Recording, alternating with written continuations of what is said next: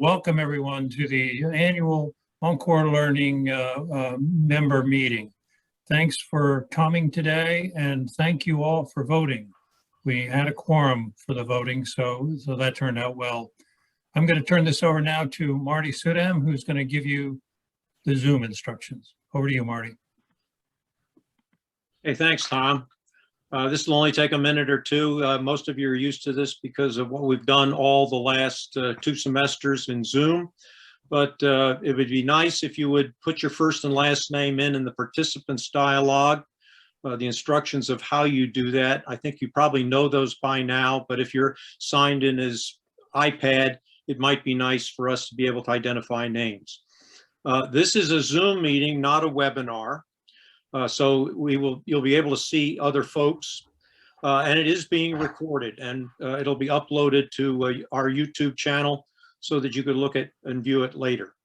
Suggest viewing the meeting in speaker view. That's in the upper right-hand corner of your Zoom display, because you'll see the featured speaker at the moment, and that will fill in general the screen. Stay muted with your video off unless you're invited to talk. If you have questions, the normal procedure that we've had in our classes is to chat directly with the host, and the host will then relay those questions to the speaker or to the rest of the audience. At the end of our session today, we'll have a Q&A, and you'll then be able to use your raise hand feature, which is located in the participants dialog, and it looks something like that circled image that I have below. In classes, people have been confused by the reactions button versus the participants button or a dialogue. So look for that one toward the end of the session. And if you have issues, technical issues, and if you're seeing this, you're probably not, but you may be having speaker issues or hearing issues, you could email info@encorelearning.net, and one of the staff will pick up on that and respond. So with that, Tom, I'm going to turn this back over to you and stop sharing. Hey, thank you, Marty. But I want to take this opportunity to thank you for everything you've done for Encore Learning since you joined it, but particularly over the last year and a half. Marty teaches popular courses, serves on the board, is a class aide, and was instrumental in guiding us through the pandemic by moving us into virtual learning. He has taught several hundred of us to Zoom with patience, demonstrating that old dogs like me can learn new tricks. So thank you, Marty. You are very special and deeply appreciated. Now I'm going to turn this over to our treasurer, Kevin Connors. Go ahead, Kevin. Thank you, Tom. As Tom has mentioned, COVID has been a year of technical challenges, which Marty and the staff have done a fantastic job in overcoming and making everyone very comfortable with. It's also been a year of staff challenges. There's been staff who have left us, staff been hired, so it's taken a lot of time and extra effort on the staff's part to keep things going. It's been a year where we've had a slight reduction in membership, so it's a slight reduction in funding there, but members have participated even more so in classes, so there's an offsetting amount of funding that's come in because of that. We've also had 2 payroll protection plan loans. One is $19,100 that's been credited to our accounts this year, and there'll be a subsequent $25,000, almost $26,000 be credited once we get into the new year. I did mention staff has had an increased burden. Because of that, we've had higher costs, approximately $30,000, but in my opinion, that's produced an enhanced quality project. And looking forward into the new fiscal year, I think staff will be able to stabilize and spread out its workload better. But I think it's also important that with the uncertainty of COVID we've experienced this past year, that we just anticipate there'll the changes and things that we need to react to with as great flexibility as we can in the new fiscal year. We've also changed our banks for several reasons. Most prominently, our new bank, United, has been able to expedite our PPP loans incredibly fast and courteously. We also transitioned to a new accounting firm, which will lower costs and we think meet our needs much better. And lastly, it's just been a good year for members participating, and particularly in terms of volunteers opting to be virtual aides, and that's been a great benefit to the organization in getting things going on the virtual front.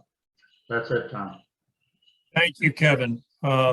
And now I'm going to turn to Marilyn Martin, who once again graciously agreed to serve as chairperson of the nominating committee. Over to you, Marilyn. Thank you, Tom. Our slate this year was only by 2 people. Most of our officers determined that they would stay on for another year, but we lost Kevin and we lost Kathy Lapierre as the co-chair of the membership committee. As Tom noted, our voting was very good. We had a quorum, over 200 people voted. So I'm pleased to announce that we have a new treasurer, Karen Darner, and we have a new, there's Karen. Welcome, Karen. And we have a new co-chair of the membership committee, and that's Kate Matos. I don't know if Kate's on. If she is, I hope she will appear. I want to thank all of you for voting, but I mostly want to thank my committee because I can't do this without them. So thank you very much to Mary Crosby, Richard Junke, Ellen Marcus, Ed Rader, and Kathleen Sheehan. That's it. Thank you. Great. Thank you, Marilyn. I was going to name your committee, but you've already done that. But I want to thank all of them. This is a very important job, and you've done it many years in a row now. So thank you all who served on the committee.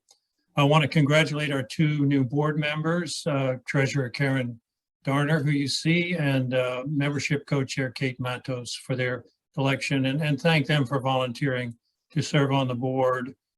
They've already started doing some things. Thank you. I also want to offer my sincere thanks to the 2 retiring board members. They are replacing Kevin Connors and Carol Cochran. These changes will be effective on July 1st. I'm going to be brief. We have had an unusual and challenging year due to COVID, but thanks to the hard and effective work of our staff and volunteers, we delivered an interesting variety of courses, special events, and support to many of our clubs. Evidence that our courses were needed and valued during the pandemic is the dramatic increase in course registrations over the past year. I think we filled a need during a period of isolation. This offset a drop in membership. The loss of members was not unique to Encore Learning. In discussions Laura and I have had with other continuing education organizations, they have all suffered even greater losses of members than we have. The increased course registrations, as Kevin mentioned, 2 PPP grants, savings to our insurance, and other cost savings by our executive staff have left us in a very strong financial position. Going forward, you're going to hear about a new website design we hope to have in place by this fall that we believe will help drive more membership, along with a resumption of our traditional ways of recruiting new members through what we hope will be reopened libraries and community centers by the end of the summer. But we need your help since our greatest recruitment tool remains word of mouth. Our surveys show that most of us came to Encore Learning thanks to a neighbor or a friend. And as we all begin to mix with more people in our newly vaccinated states, please talk up the benefits of joining Encore Learning. The board of directors made 2 important changes to the bylaws this year. It eliminated the geographic limitation on membership, the Washington metropolitan area. 26 of our current members now live outside of that area. The board also updated our anti-discrimination policy to include sexual orientation. And I've asked other members of our board to give short talks about their areas of responsibility. But before passing it on to them, I want to salute our fine staff led by Laura and including Donna Banks, Patty Rowland Francesca Chilcote, and our newest employee, Vivian Gray, for stepping up in so many ways over the past year. I also want to thank our volunteers, including board members, members of committees, club coordinators, and the virtual staff aides who have allowed us to offer a wide variety of courses and opportunities. And now I'm going to turn it over to Vice President Steve Shapiro, who's going to talk a little bit about clubs. Good morning, everybody. Good to hear from everybody here. I just have a couple of quick remarks. First of all, I want to congratulate the club leaders and members who made the transition from our in-person to virtual activities. 7 of our clubs were able very quickly to convert over to a Zoom-based operation. And I think that's been really helpful in maintaining a lot of the social connectedness that makes Encore so valuable to many of us. And so I think in that regard, we all love to meet in person, and the board did reach a decision very recently that the clubs can consider resuming some of their in-person activities as long as they maintain full compliance with all federal, state, and local regulations, as well as any rules that apply to the venue where they happen to choose to meet. And of course, every club member has to make their own decision about what kind of risk they're comfortable, what their comfort level is. So that's all I really have to say about the clubs today. And I'm going to turn it over to John Sprott to talk about our scholarships. Thank you.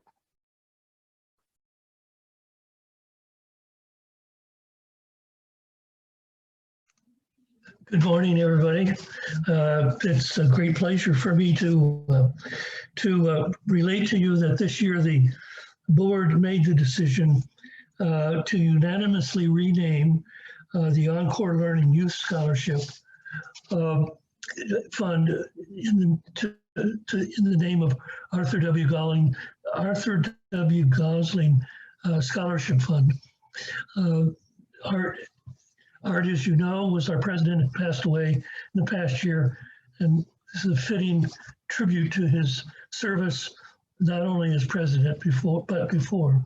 This fund provides for an annual tuition or an annual distribution to students, and thanks to generous offers, this year we've been able to increase it from $2,000 a year to $2,500 a year. These funds ensure enough longevity so that the scholarship should last for some time. But the board will always appreciate continuing contributions to that fund.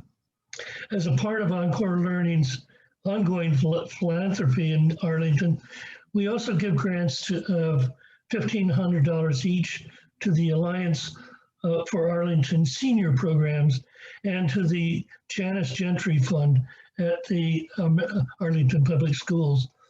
The latter is managed by the Continuing Education Department of the Arlington Public Schools and provides for low-income adults to gain employment skills and academic credentials such as a GED. With that, I'd like to express on behalf of the board our thanks to all of you who have in the past and will continue hopefully to contribute to these scholarships. Thank you. That's it. Thank you, John. John is our longest serving president, and he's a very valued ex officio member of our board. And he stepped in to talk about scholarships in the absence of Mildred Patterson, who's away in a location that doesn't have very good internet. So thanks, John. You really appreciate your doing this. Next, Barb Spangler is going to report on academic programs. Good morning, everybody. I am Barb Spangler, and together with Jean Labella, we co-chair the Academic Programs Committee. It's great to be with you today. We're the first to say that Encore Learning members enjoy courses because of the dedication of our APC members who really work tirelessly with instructors to get their courses ready to go. So I want to say cheers to Marie, John, Wendy, Deb, Mary Kay, Nancy, Kate, Ed, Joanne, David, Chris, Connie. Couldn't do it without you. But let me give you a little tickler about what's going to happen in the fall 2021 semester. There will be something for everyone. We have 34 courses ready to go. 11 are brand new. We're fortunate to have, for example, the artistic director of the Opera Nova, the president of Arlington's Black Heritage Museum, and many other local and distant professors and instructors whom you know. Here are a couple of examples of our new courses. Here's one I think is kind of interesting: Urban Landscapes and Urban Life. And in this 4-session course, we're going to take 2 virtual tours of the Smithsonian Art Museum, looking at the visual renderings of the New York City's landscapes and life by artists such as Georgia O'Keeffe, Louis Lozowick, and William H. Johnson. And in the other 2 sessions, we'll discuss short stories set in New York City by, for example, Shirley Jackson, Edith Wharton, and Damon Runyon. Another great course coming up for us is Black Heritage in Arlington, and Scott Taylor will introduce us to African American history in Arlington from President George Washington and slavery to the 21st century, with some special emphasis on unsung African American heroes.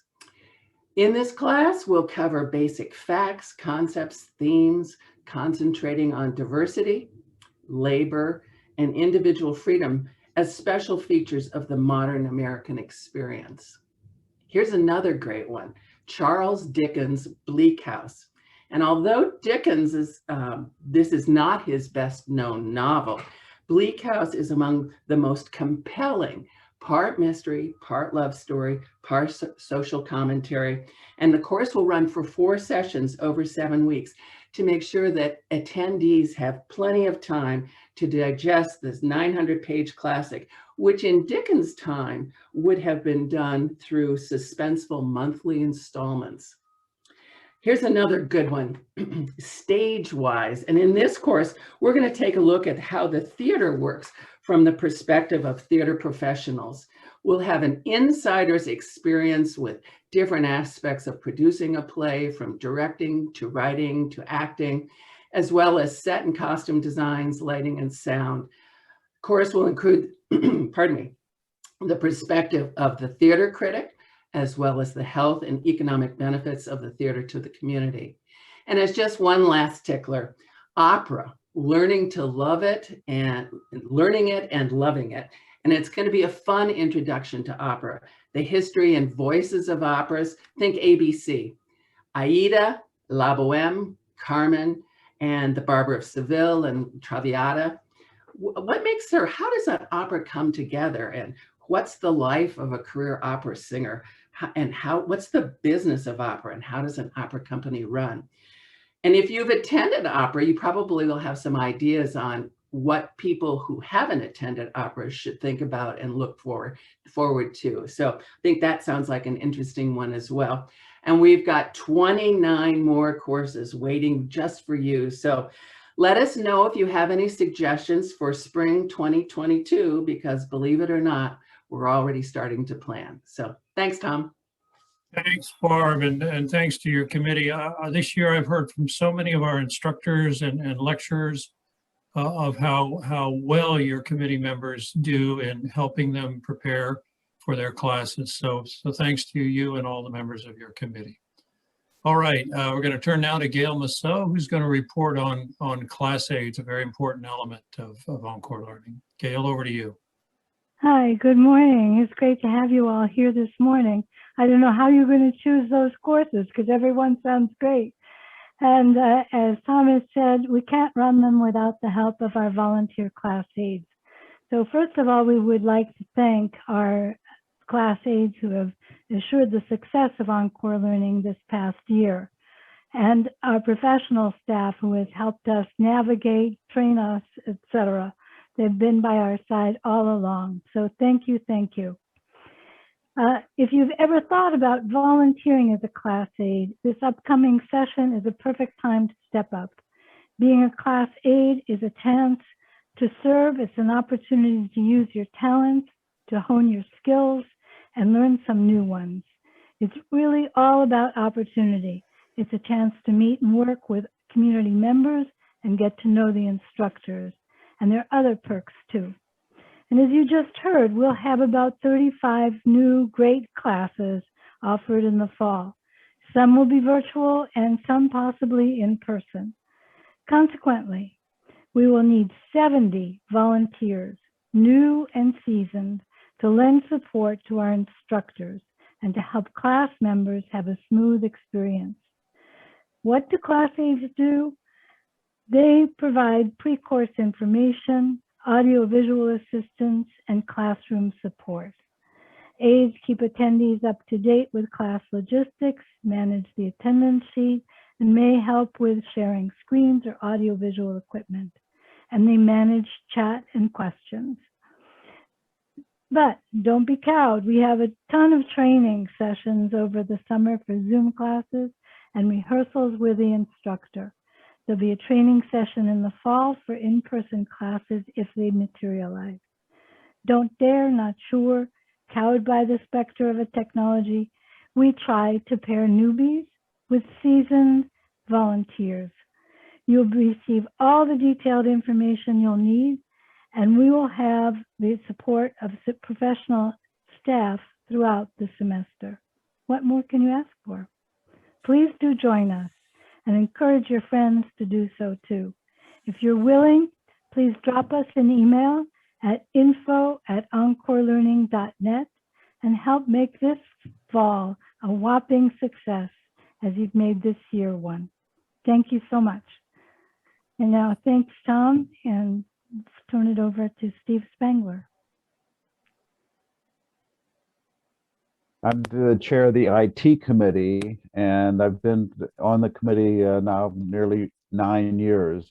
When I started, the major task for the IT committee was to come into the office the day that registration opened and help the staff enter the hundreds of paper registrations for courses. In those days, many of our members could not register online, and many did not even have email addresses. Things have changed. We've been involved in the rebranding. We've been involved in the website design, selection of a membership database, and of course, registration. But the major task for us came with the start of the pandemic, when we shifted from in-person to online virtual classes. Fortunately, co-chair Marty Saddam had extensive experience at university, and he has been able to guide us through that process, instructing staff, instructors, and virtual class aides and members like the rest of us on how to use it. I think we might be unique among lifelong learning institutions that were able to do it that first semester. For the future, if any of you have experience in IT and want to join the committee, please contact Marty and me via info@encorelearning.net. Thank you. Thanks, Steve, and thanks for everything you do for us. We're now going to turn to another very important committee. We want, as I mentioned, we want to try to plus up our membership in the coming year. And for that, we turn to Kathy Lapierre and her committee. Good morning. As many of you know, Carol Cochran and I have co-chaired the membership committee over the past 2 years. Carol is stepping down this year, and Kate Matos, who's just been elected, will be one of the co-chairs for the membership committee. The membership committee as a whole has been as disappointed as you have that we have not been able to hold in-person course previews over the past 2 semesters, and the same will happen for the fall 2021. Since this has been one of our major responsibilities, we're looking forward and hopefully we'll be able to plan and execute an in-person 2022 spring course preview, where we'll have an opportunity to meet everyone in person. During this coming year, the membership committee will be looking at alternative recruiting methods for new members, as well as working with the staff on how to approach diversity within the organization. In addition, we will be looking at how we can engage new members in other facets of the organization, such as volunteering or joining one of the many clubs. Thank you, and I'm looking forward to a very active and plus year, with the membership committee. Thanks, Kathy. And now we're going to turn to the Publications Committee, which has also had to do a lot of changing over the past year. So over to you, Millie. Thank you, Tom. We have done a lot of changing over the past year. I think it's significant to note that when I came aboard 5 years ago as the new co-chair with another new co-chair and a new managing editor, most of our committee was seasoned and had been copy editing, proofreading for a number of years. And so while we were new, they were not, and their skills were well honed. So in this past year and a half, their flexibility and adaptability, as well as their precision and their editing skills, have allowed us to move fairly effortlessly from print to the current online format. Some of our members changed their roles over that time. Everyone adapted well to changing formats. I would characterize them as doing it with not only good humor, but willingness, a total commitment to making it work and to producing and maintaining the high standard of the professional product that they did in the print. So I'm very pleased today to recognize the work of Martha and Anne, Jerry, Bill, Kevin, Jim, Noreen, Kathy, and David for having, I believe we've now completed the editing of the 34th course that the good people at APC have sent us. Ann Kaup is my co-chair, and we both want to thank our members for their commitment to this task and welcome others to join us. Thank you, Tom. Thank you, and thanks again for all the good work you and Ann and your committee have done this past year. I know it was a challenging year. Okay, we've also had a banner year for special events. Again, people who are isolated really appreciated the wide variety of offerings, and I'm going to turn it over to Chris McLaughlin to tell a little bit more about that.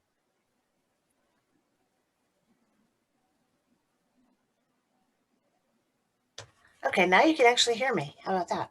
I want to thank my committee members, David Tate, George Hobart, Helen Asarian, Joanne Jones, Louise Kennedy, Madeline Morgan, Michelle Trahan, Priscilla Becker, and Terry Smith. It's a powerful group. We have a lot of fun, and we basically focus our energies in two directions. One are what we call our public events. They used to be library events, but now they're Encore Learning Presents. And those are done virtually and will continue to be virtual until such time as Arlington Central Library decides to reopen its auditorium.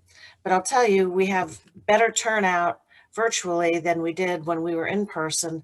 I think simply because you don't have to go anywhere and you can just sign on from home. So the virtual approach may continue going forward. We'll have to wait and see. And then the other side of special events is what we call our member events. And those tend to be tours of museums. And during the pandemic, while things have been virtual, we've had tours in California, Baltimore, DC, Florida, Arkansas, all kinds of places. And that has been great fun for members who get in. I will mention that we work with a venue, usually a museum or a gallery, to try to admit as many of our members as we possibly can. Sometimes as many as 100 were able to see the Picasso event, as an example. But if the venue says it's got to be 30 people, no more, then we have to respect that. So sometimes we offer the tour more than once if that's possible for our volunteers to pull off. I'd say we've had a great year, and I appreciate everybody's help. Anybody who wants to join our committee can do so by contacting info@encorelearning.net. Thank you.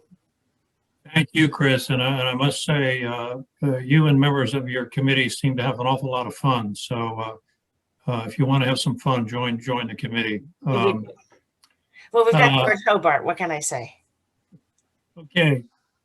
Charlie Hallahand is chair of our volunteer committee, which handles a lot of stray cats and dogs. And Charlie is always willing to take on any dirty job we assign him. So I'm going to let him tell you a little bit about what he does.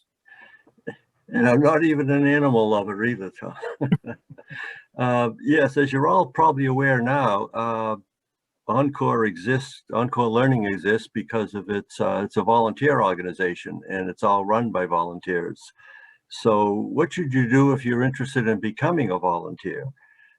Well, the best way would be to, as was mentioned earlier by Steve Spangler, is to send an email to the office at info@encorelearning.net and tell them what you're interested in, and they will get in touch with me, and I can have a email discussion with you and put you in touch with the right person on the committee, as all these people on the board had different committees and they have members. And so if you're interested in, if you have an IT background, or you're interested in teaching a course, or want to recommend someone to teach a course, or become a virtual class aide, or if you want to find out more about how to get on the email list for one of the half dozen or so clubs that we have, then just send that information to info@encorelearning.net, and we'll put you in touch with the right person.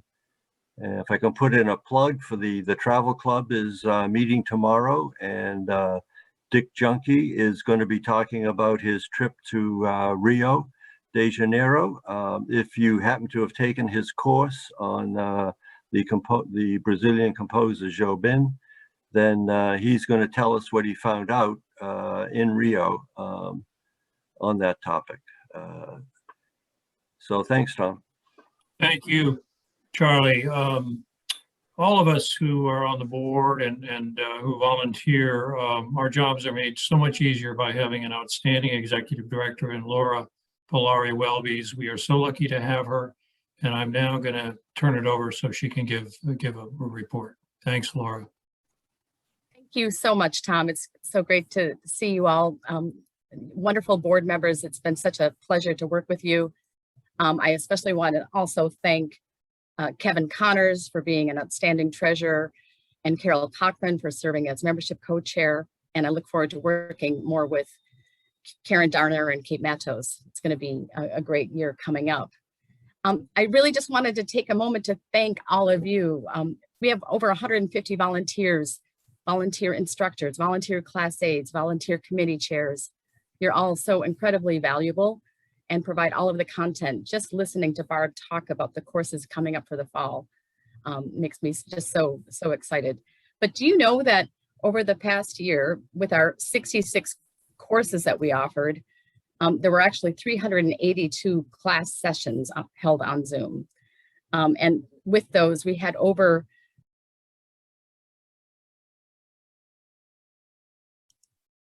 920 individual Zoom meetings. Can you imagine that? 920. But with that, we had 24,000 different Zoom connections that happened on our account. 24,000. And that's 31,000 hours on Zoom that we collectively had together. So we've been busy this year, but it's been really a pleasure to bring this content out to folks and getting the wonderful feedback. We read the evaluations, we read the surveys, we want to hear from you and get your feedback. So please feel free to reach out to me or send an email to info@encorelearning.net if you have suggestions. And we want to be as responsive as we can be. I want to take a moment and just invite the staff to turn on their video and see their faces, because sometimes they're in the background and you don't even know they're there, and they're doing things like muting and hiding video and monitoring the chat. And so here you are. We've got Patty, Donna, Francesca, and Vivian. Vivian's our newest recruit to join us, working on our communications. Francesca joined us in the fall to really serve as a virtual class host, and it's been extremely necessary. And Donna's been with us for a while, but serving as academic course coordinator, getting all of our courses scheduled. And Patty is the kind person that responds to all of your emails. Thank you all for your support, and just appreciate you so much. I look forward to the time when we can all be together in person, but we've done really well staying together virtually. I want to talk more. We've got a couple of questions, so I can lead off with answering a couple of the questions that have come in, Tom. And then we'll open it up for questions and people can raise their hands. But one question, one of our members, Ed Rader, asked about why we don't record our classes. And I know some of the other lifelong learning organizations do record classes, and it would be nice to do. But we have found that when we record classes, it's very time intensive and bandwidth intensive, because you can't just record and share. There's editing that might need to be done. It takes time to download and upload and then share the link. And then we find that many of our instructors really want to stay off the record. It's sort of a benefit of our programming that our instructors can be very candid. And then we also being able to keep the viewing of the class special to the members who've actually registered for the course. So it's hard to keep it private once you put it up online. We're a little different than some other organizations because we have folks pay per class. And so you're entitled to participate in that class because you paid for it. And other lifelong learning programs might have an opportunity where you can participate in as many classes as you want. And so that makes our setup a little bit different. And then the second question we got is that our drop in membership. So we were at a peak of about 1,050 before the pandemic set in, and now we're about 920. So that is a drop. It's not surprising. Some folks just don't want to do virtual programming, and we are going to work to get people back in and make a compelling case for the programming we're doing. And as we go back to offering more in-person classes, I think we'll have some folks come back. We all need to reach some new folks. And so by word of mouth, by you recruiting your friends, finding out who would like to be more engaged, have them sign up. But the other thing we're doing is updating the website and working on our branding, getting us ready for the 20th anniversary. So I think there'll be some new messaging and new ways of recruiting people that we'll invite you all to participate in. Okay. Thank you, Laura. I think we now are going to have the Q&A session, and as Marty said, raise your hand, go into reactions, and you'll see raise hand, and I see there's a hand up from somebody named Elizabeth Adams. So go ahead, please unmute, Elizabeth. Unfortunately, that was a mistake, but thank you very much. It has been wonderful. Everyone has just contributed so much, and I really enjoyed it. I think I took 4 or 5 courses, and they really filled a lot of the COVID minutes. Thank you so much. Thank you, Elizabeth, who happens to be my wife. Okay, I see Chris McLaughlin raised her hand. Yes, I was talking to a friend and describing Encore Learning. Her question was, why do you have to be age 50 or older? Why don't you open it up to the entire population? You can get more membership by doing that. And I didn't really have a good answer. is it following the AARP model, or did we just decide age 50 plus makes sense, even though we don't card anybody? Is there an answer that I could use when I try to recruit friends? I can chime in here. This is Donna Banks from years ago. I think when we had in-person classes and the nature of it being during the day, it was self-limiting who could participate. Because 50 and unders are typically working full-time and not able to attend classes. But I'm sure John Sprott might have more insight on that. Yes, and we don't card, thankfully. But it's also true that we were following more or less the AARP and the Arlington County Parks and Rec system. Parks and Rec is 55 and older. We set ours at 50 and older. The idea was to keep it at a quote more mature age group at that point.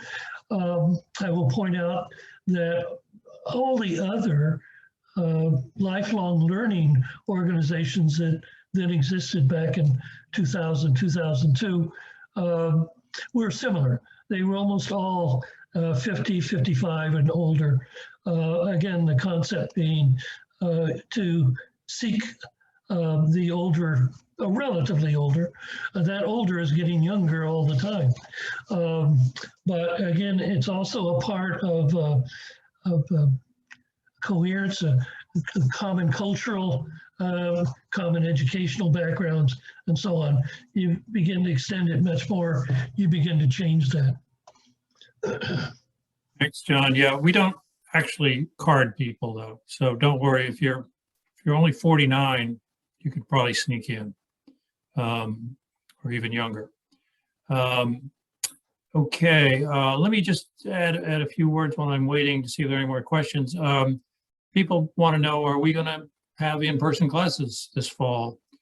And the answer to that is we don't really know. We have been offered space at Mason, and but we don't know, and I don't think they know yet, what their limitations might be. In other words, would they only allow 10% of the class to be filled? What will be masking requirements? Who will enforce them? Well, I would think over the next 2 months, they'll sort those questions out and we can plan accordingly. So please be patient and we'll let you know. And we would like to move back to having in-person classes. The member survey we did this year indicated that that's desirable. People like the social interaction. So we're gonna try, but again, whether that's possible or not will depend on a number of things that we don't know yet. So with that, I'm going to turn to Ron Wise, who has his hand up. Go ahead, Ron. Yeah, I just have a quick question since I'm a club coordinator. Are written instructions going to be sent out to the coordinators about this, since not all of them are here today? We have spent some time on policies in that regard, and we'll make sure you get them. Thank you.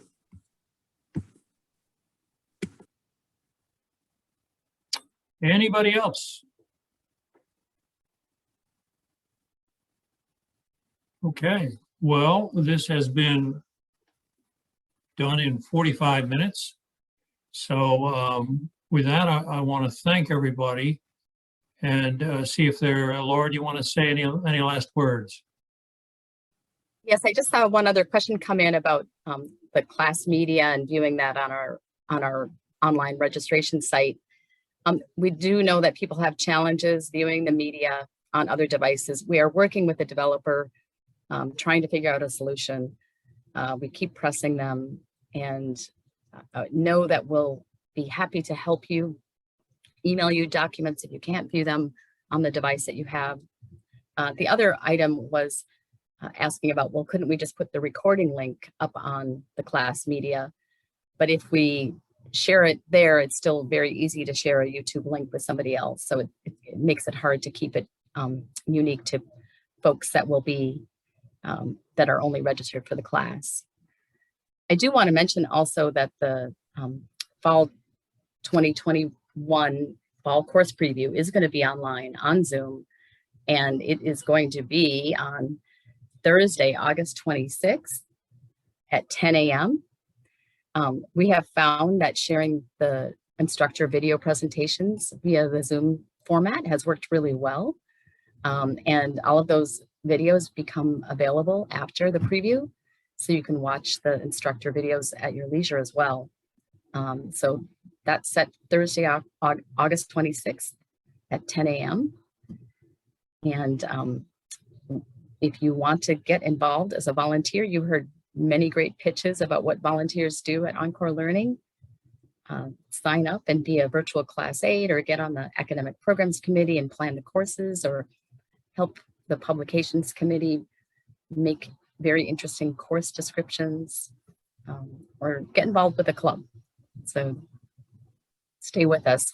We are going to have Vivian run the slideshow again, and we'll run it, and we can run it again. We can keep this meeting open for a bit if people have any other questions, and we can respond as well.